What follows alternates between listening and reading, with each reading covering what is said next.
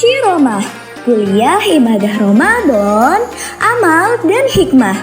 Tayang setiap pukul 17.30 di bulan Ramadan, nemenin ngabuburit kamu. Bismillahirrahmanirrahim. Assalamualaikum warahmatullahi wabarakatuh. Alhamdulillahirabbil alamin, wassalatu wassalamu ala asrafil anbiya'i wal mursalin.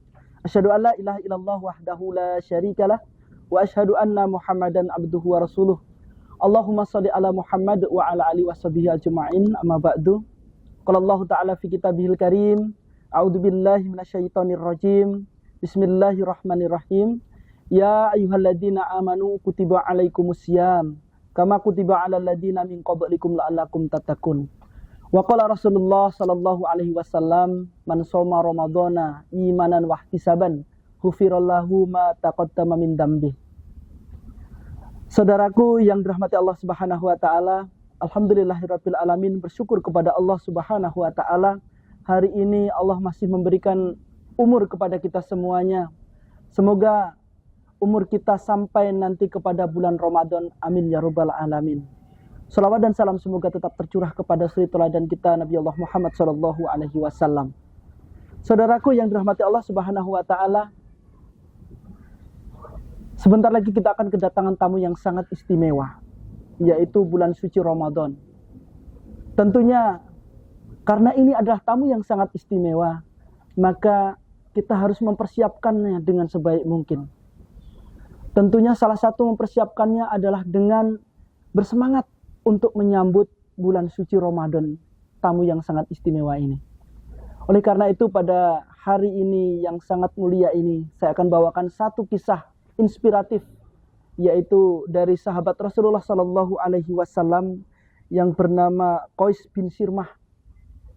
Qais bin Sirmah ini adalah salah satu sahabat Rasulullah Sallallahu Alaihi Wasallam yang setiap harinya beliau bekerja keras, yaitu sebagai petani atau tukang kebun.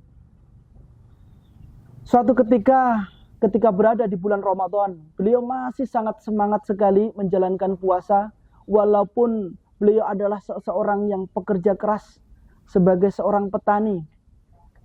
Suatu ketika beliau sepulang dari kebunnya menuju rumahnya, beliau bertanya kepada istri tercintanya, "Wahai istriku, adakah makanan yang bisa aku makan untuk berbuka puasa?"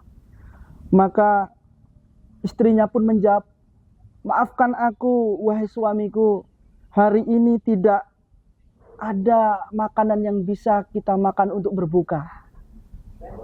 Maka istrinya pun melangsungkan perkataannya, "Akan aku carikan, wahai suamiku, makanan untuk kita berbuka puasa." Seketika itu istrinya keluar mencari makanan, dan sahabat Qais bin Sirmah ini menunggu di rumah karena kelelahan dan lemas karena belum berbuka. Maka Qais bin Sirmah ini tertidur. Setelah istrinya kembali ke rumah dengan membawa sedikit makanan untuk berbuka, maka istrinya melihat Qais bin Sirmah ini sedang tertidur karena kelelahan dan kelaparan. Dan istrinya pun enggan untuk membangunkannya karena sedang tertidur lelap. Sampai keesokan harinya, Qais bin Sirmah ini masih tetap bekerja dengan kondisi masih berpuasa dan perutnya yang masih kosong, belum terisi makanan sedikit pun. Maka suatu ketika sampai terjadi beliau terjatuh pingsan, dan ini diketahui oleh sebagian sahabat, dan sebagian sahabat langsung melaporkan kepada Rasulullah, "Wahai Rasulullah, ya, sahabat Qais bin Sirmah ini tidak berbuka sehingga pingsan."